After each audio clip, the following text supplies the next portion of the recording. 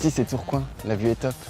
Et on a rendez-vous avec Alexis Devillers, qui est le dirigeant de E-Live, une société de location de matériel audiovisuel et de prestations techniques événementielles qui a beaucoup grandi. En 95, c'était 2 personnes, mais aujourd'hui, c'est plus de 80 collaborateurs. Mais Alexis va nous expliquer comment il a fait.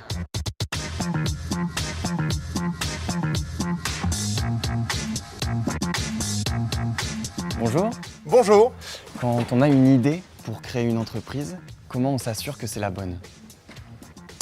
Alors moi j'étais disque jockey et c'était ma passion et je crois que pour créer il faut être passionné.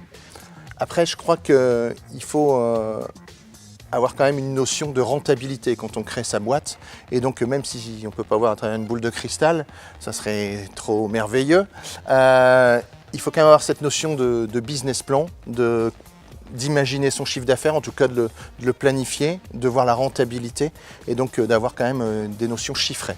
Et comment ça se passe justement avec les banques? Alors avec les banquiers, c'est, je veux dire, au départ quand on crée, il faut mettre beaucoup d'argent, le maximum de ce qu'on a, et le banquier en prêtera le minimum.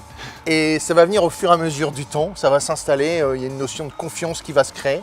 Et je crois qu'il faut considérer son banquier comme un réel partenaire. Moi, mes banquiers aujourd'hui, je les considère comme des clients, comme des fournisseurs réellement, et qu'il y ait une transparence avec eux. Savoir leur dire quand ça va bien, ça en général, ça se passe toujours bien quand ça se passe bien, mais savoir aussi être transparent avec eux, leur dire là, je vais être à découvert le mois prochain, de l'anticiper plutôt que de le cacher. Et la confiance va venir dans le temps, et puis ils prêteront, ils trouveront des solutions avec nous pour que la vie de l'entreprise se passe au mieux.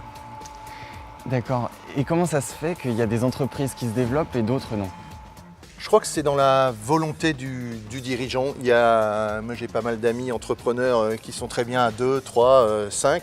Moi dans mon tempérament, j'ai eu envie de développer la boîte.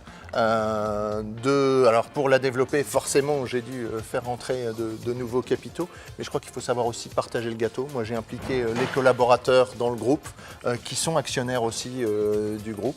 Et tous les collaborateurs de la boîte peuvent être actionnaires du groupe. Et du coup, partager le gâteau, c'est avec les actionnaires? À quoi ça sert les actionnaires? Alors les actionnaires, moi comme je vous le disais, j'ai des collaborateurs qui sont actionnaires, mais j'ai un besoin d'endettement qui est assez énorme. On investit 3 millions d'euros tous les ans en matériel, et à un moment, quand on le fait tous les ans, les banquiers finissent par couper les robinets parce qu'on a un taux d'endettement qui est énorme. Il faut donc renforcer ses capitaux propres, augmenter son capital. Moi, j'ai fait rentrer des fonds, des actionnaires extérieurs, mais j'ai également besoin d'actionnaires qui soient acteurs dans la stratégie et qui m'apportent une vision extérieure avec des bonnes pratiques à aller chercher dans d'autres métiers, mais qui peuvent s'adapter à nos métiers. D'accord. Et du coup, comment vous avez réussi à développer E-Live? Moi, j'étais le petit poussé, l'outsider.